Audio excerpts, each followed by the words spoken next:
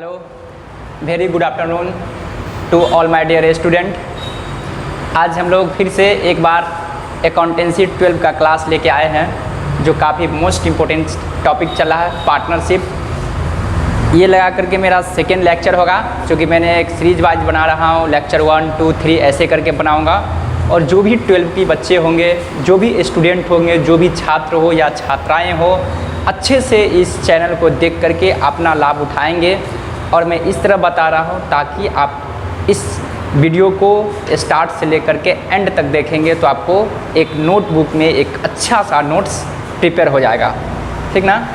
तो इसलिए मैं क्या करता हूँ, 1 बाय 1 करके जो भी चीज़ मैं पढ़ा रहा हूँ उसको मैं बोर्ड पे राइट डाउन भी करता हूँ, ताकि आप लोग भी इससे देख करके मतलब लिखेंगे, ताकि आप लोग के पास एक नोट्स बनेगा। उस नोट को भी पढ़ेंगे, फिर कन्फ्यूजन होगा तो फिर वीडियो देख करके आप उस कन्फ्यूजन को, उस कॉन्सेप्ट को क्लियर कर लेंगे, कन्फ्यूजन को दूर कर लेंगे। यही मेरा होप है।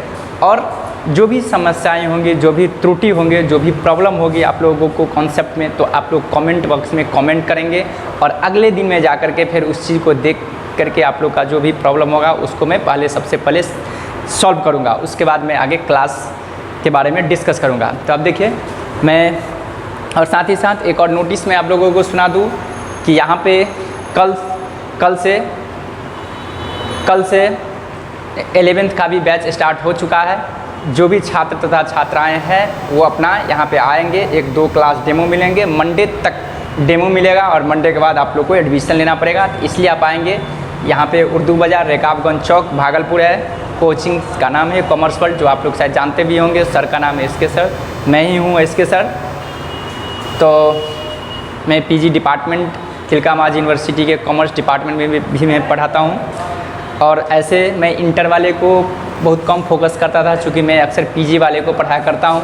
लेकिन बहुत सारे स्टूडेंट को डिमांड हुआ है कि सर आप इंटर वाले को भी पढ़ाइए, इसलिए मैं इंटर वाले को भी पढ़ाता हूँ। मैं बहुत पहले जब डिपार्टमेंट में नहीं पढ़ाया करता था तो मैं इंटर, BCom, इंटर, ग्रेजुएशन सभी को पढ़ाया करता था। लेकिन मैं ज़्यादातर PG से जुड़ गया था डिपार्टमेंट से, इसलिए मैं PG का ही क्लास ले पाता था। लेकिन अब मैं YouTube चैनल भी बनाने लगा हूँ और 11th, 12th, BCom वगैरह, MCom, UG, CNET, GRF, CA, CPT सब चीज़ का मैं क्लास करवाता हूँ, प्रिपरेशन करवाता हूँ। एक बार आप लोग मेरे इंस्टीट्यूशन से जुड़ करके देखें, ज़रूर आप लोगों को फ़ायदा होगा, ठीक है। अब चलते हैं, अब हम लोग अपने टॉपिक पे चलते हैं। आप देखिए, ये जो मेरा लेक्चर है मैं यहाँ पर लिख दिया हूँ। देखिए, अकाउंटेंसी क्लास 12 का जो चैप्टर चला, फंडामेंटल ऑफ पार्टनरशिप फर्म, ये लेक्चर 2 है। जो भी लेक्चर 1 देखेंगे उनको पता चलेगा कि मैंने एक लेक्चर 1 में शायद पढ़ाया था मीनिंग ऑफ पार्टनरशिप, पार्टनरशिप क्या है, ठीक है। और पार्टनर का जो एलिमेंट है, main element of partnership, features of partnership मैंने पढ़ा दिया था। अब देखिए, सेकेंड जो लेक्चर है इसमें हम लोग पढ़ेंगे पार्टनरशिप डीड। ये काफ़ी इम्पोर्टेंट टॉपिक है। इस टॉपिक का नाम है पार्टनरशिप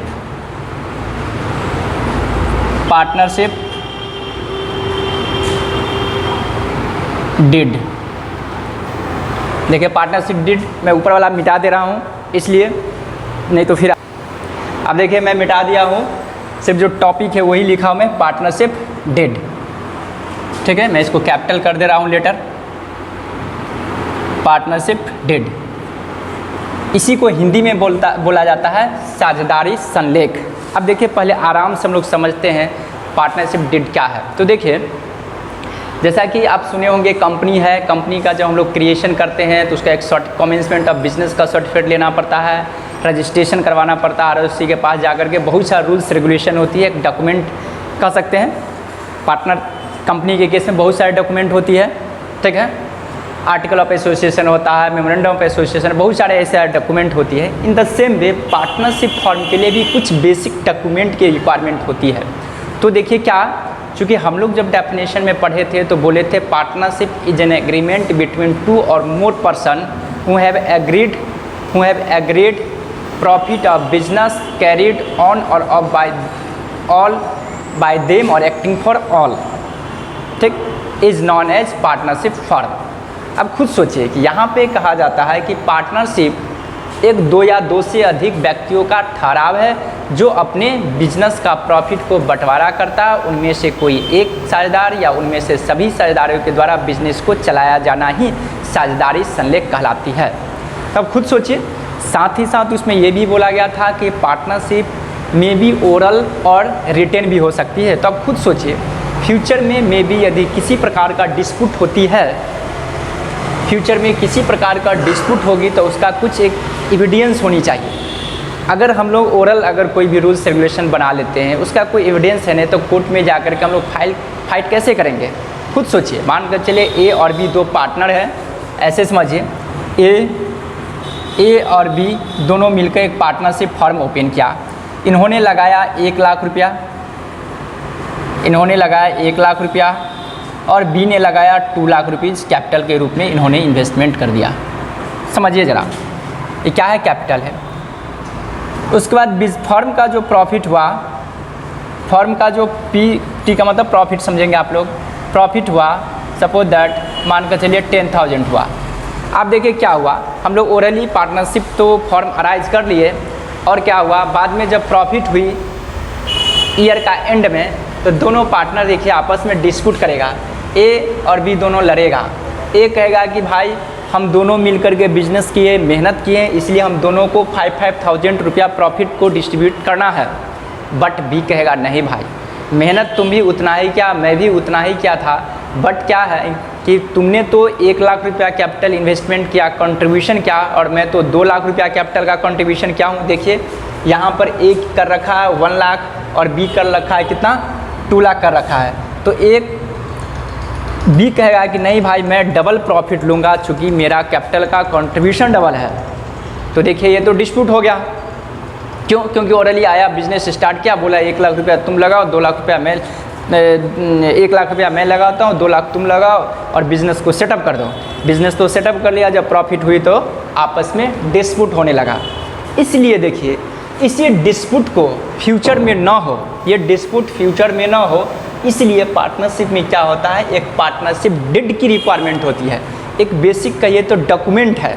एक डिड क्या है तो आप समझते ही होंगे, इसे आप समझ ही गए होंगे इसका मुद्दा में। इसका मतलब ये होगा कि पार्टनरशिप डिड में मतलब जितने भी एग्रीमेंट का रूल्स रेगुलेशन राइट और ड्यूटीज़ होंगे पार्टनर का, वो सारा रूल्स और रेगुलेशन का एक फ्रेमवर्क तैयार रहेगा किस में, पार्टनरशिप डिड में। तो क्या रहेगा रूल्स रेगुलेशन, वो ज़रा समझिए। क्या समझे? पार्टनरशिप डिड में क्या होगा, यानी कि साझेदारी संलेख, डिड का मतलब संलेख, साझेदारी संलेख में का मतलब होता है कि जितने भी पार्टनर का कर्तव्य, उसका अधिकार और उसका ठहराव हो, इन सभी चीज़ को उसमें लिखा एक लिखित विवरण होता है। साथ साथ ये जो होता है पार्टनरशिप डिड रिटेन और ओरली हो सकता है, बट फ्यूचर में नॉट डिस्प्यूट हो, इसलिए एक रिटेन डॉक्यूमेंट की आवश्यकता पड़ती है, इसलिए अक्सर रिटेन ही रहती है पार्टनरशिप डिड लिखा हुआ में। ठीक ना? अब इसमें क्या रहेगा, देखिए रूल्स रेगुलेशन मतलब उसका क्या कार्य है, क्या कर्तव्य है, उसका क्या अधिकार है, इन सारा चीज़ लिखा रहेगा। जैसे कि फर्मों का नेम रहेगा लिखा हुआ, क्या रहेगा लिखा हुआ, ए और बी पार्टनरशिप फर्म रहेगा लिखा हुआ। ईच एंड एवरी पार्टनर का नेम रहेगा, जैसे ए का नाम और बी का पार्टनर, प्रत्येक पार्टनर का नेम रहेगा। थर्ड में ईच एंड एवरी का कैपिटल का मेंशन रहेगा कि ए ने कितना कंट्रीब्यूशन किया, बी ने कितना कंट्रीब्यूशन किया। उसके बाद पार्टनर का प्रॉफिट शेयरिंग रेशियो, देखिए यहाँ पर क्या हो गया था, डिस्प्यूट हो गया था, ये फ्यूचर में डिस्प्यूट ना अराइज हो, इसलिए एक सर्टेन रेशियो का पहले एग्रीमेंट बना लिया जाता है कि आपस में एक एग्रीमेंट बनाया जाता है कि आप क्या कीजिए, किस रेशियो में फ्यूचर में प्रॉफिट को बंटवारा किया जाएगा। इसके लिए क्या करता है, पार्टनरशिप डीड में प्रॉफिट शेयरिंग रेशियो का मेंशन कर दिया जाता है। साथ ही साथ ईच एंड एवरी पार्टनर कितना ड्राइंग कर सकता है वो लिखा जाता है। ईच एंड एवरी पार्टनर का कैपिटल पे कितना इंटरेस्ट मिलेगा, उसका रेट ऑफ इंटरेस्ट का मेंशन होती है। अगर कोई पार्टनर ड्राइंग करता है तो इंटरेस्ट ऑन ड्राइंग लिखा रहेगा rate.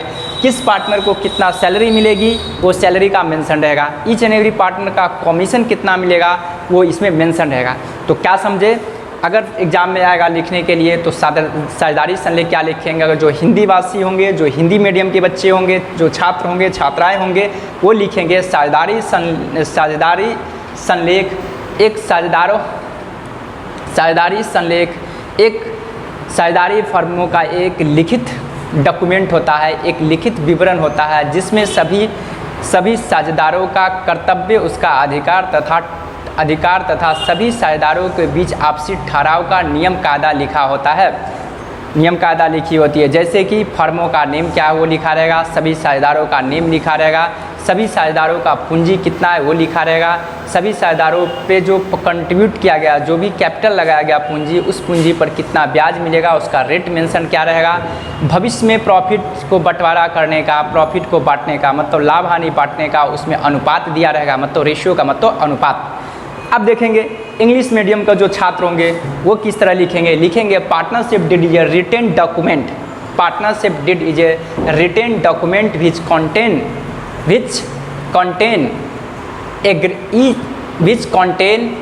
which contain rules and regulation among each and every partner and agreement। मतलब कि पार्टनरशिप डीड एक रिटेन डॉक्यूमेंट है, सभी पार्टनरों के बीच जो भी एग्रीमेंट है, जो उसका ड्यूटीज है, जो राइट है, and each and every rules and regulation maintain रहेगा या लिखा रहेगा। समझ गए? तो मैं अब एक बार मैं लिखता हूँ। अब देखिए मैंने तो आपको समझा दिया, डिस्कस कर दिया पार्टनरशिप डीड क्या है, मैंने बता चुका था। देखिए अब मैंने लिखा भी हूँ, partnership deed is a written document containing the term of agreement between the partners pertaining to the right and duties. देखिए pertaining to right and duty of partner, मतलब कि एक पार्टनरशिप डीड जो है यानी कि साझेदारी संलेख एक लिखित विवरण है जिसमें कहता containing the term of agreement between the partner, जिसमें लिखा रहता है पार्टनर के बीच में जो ठहराव होता है, और pertaining to the right and duty of the partner. Partnership deed may be written और oral but due to future uncertainty it must be written. मतलब कहने का मतलब ये हुआ कि पार्टनरशिप डीड एक लिखित विवरण है जिसमें सभी पार्टनर को बीच जो ठहराव होते वो लिखा जाता है, साथ साथ उसका टर्म और क्या ड्यूटीज है, उसका ड्यूटीज और टर्म क्या उस चीज़ को भी लिखा रहता है। कहता है इट मे बी रिटेन और ओरल, ये या तो लिखित भी हो सकती है या मौखिक भी हो सकती है, बट कहता है due to uncertainty in future it must be written. Future में अनिश्चितता, अनसर्टेनिटी का मतलब क्या है, फ्यूचर में अनिश्चितता है, ठीक ना, इसलिए अनिश्चितताओं को दूर करने के लिए लिखित होना चाहिए। फिर कहता है so that future dispute are not arises among each and every partner, जिससे कि भविष्य में किसी प्रकार के आपसी विवाद न हो। जैसे देखिए आप यहाँ पे देखिए मैं क्या लिखा हूँ, partnership deed is a written document containing the term of agreement between the partners pertaining to the right and duties of partner is known as, कहता है पार्टनरशिप डीड। और फिर कहता है और देखिए पार्टनर एग्रीमेंट, या तो पार्टनरशिप डीड कहते हैं या पार्टनर एग्रीमेंट भी कहते हैं। इट इज ऑल्सो कहता है known as article of partnership. देखिए सब हाईलाइट करके रखिए, देखिए पार्टनरशिप एग्रीमेंट, ये देखिए मतलब आपको ऑब्जेक्टिव बन सकता है, चूँकि बिहार बोर्ड में ऑब्जेक्टिव क्वेश्चन भी आता है अच्छा खासा, शायद आप लोग जानते भी होंगे।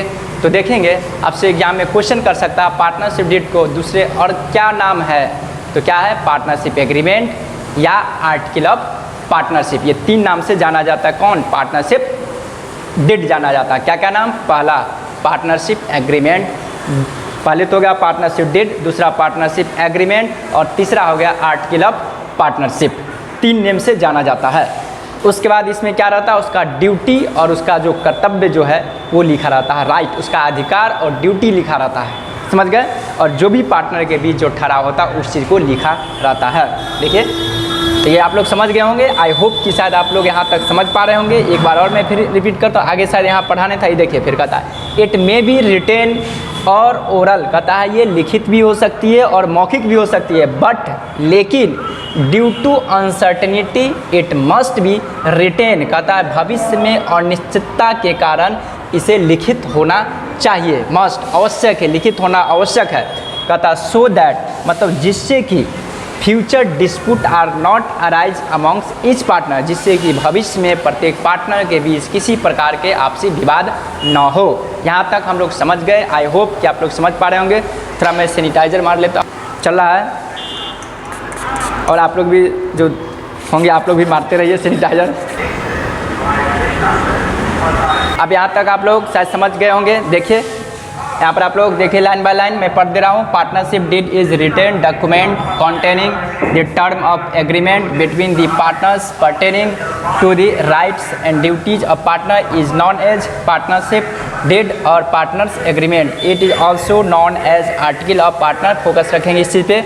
इट मे बी रिटेन और ओरल। आपसे एग्जाम में ये भी ऑब्जेक्टिव पूछ सकती है। पार्टनरशिप डीड रिटेन होती है ओरल, तो ओरल भी हो सकती है और ये रिटेन भी हो सकती है। ठीक है, अब देखिए मैं आगे लिखता हूँ। इसमें क्या क्या चीज़ लिखा होता है, ये भी एक VBR टॉपिक है। अक्सर पूछा जाता है what do mean by partnership deed. छोटा क्वेश्चन है तो, बड़ा क्वेश्चन रहेगा तो कहेगा what do mean by partnership deed, what are element contain in partnership deed. कौन कौन सा एलिमेंट जो होती है पार्टनरशिप डीड में मेंशन की होती है, या write down silent feature of partnership deed, मतलब पार्टनरशिप डीड में क्या क्या लिखा होता है। तो आप लोग शायद नेम से ही जान गए होंगे। देखिए मैं लिखता हूँ कि इसमें क्या क्या चीज़ लिखा होता है। एलिमेंट ऑफ पार्टनरशिप डीड या features of partner, silent features of partnership deed. तो देखिए मैं यहाँ पे लिख रहा हूँ। देखिए क्या है element of partnership deed. Elements of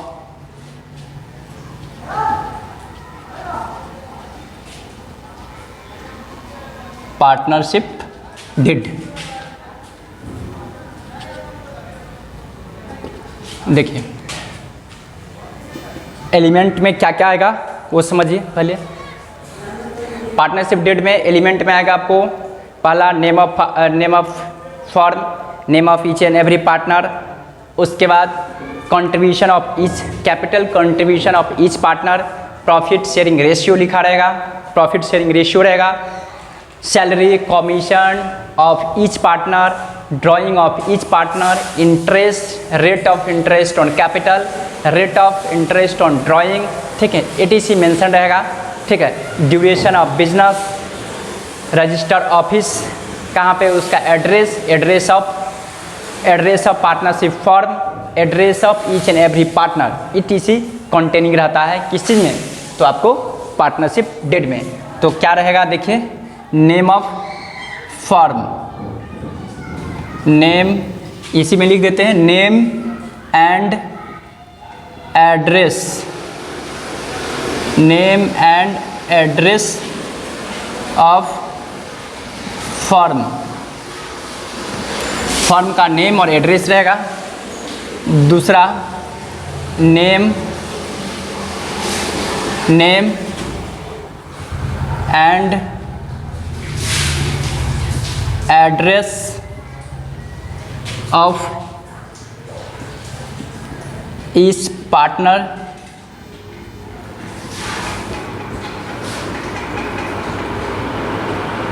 each partner, प्रत्येक पार्टनर का नेम और उसका एड्रेस रहेगा। उसके बाद तीसरा profit sharing ratio, profit sharing ratio,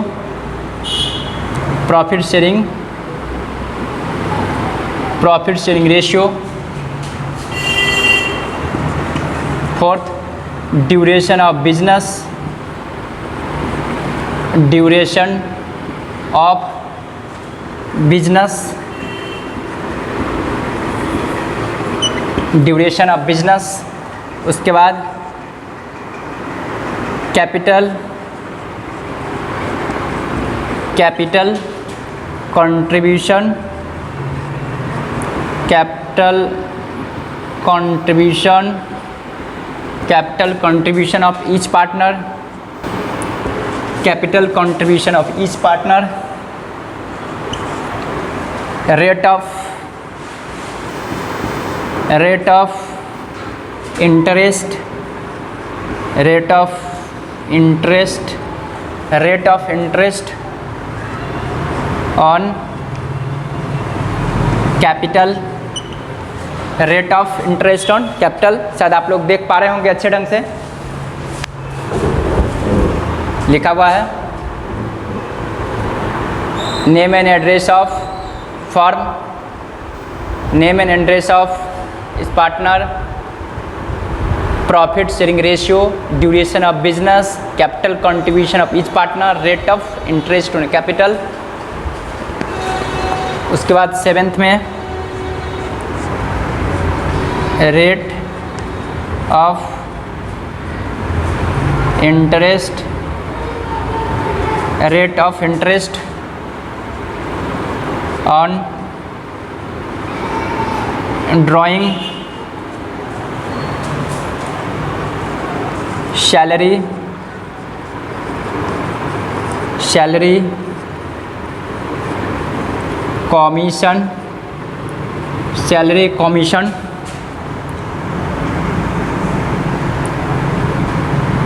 salary commission of each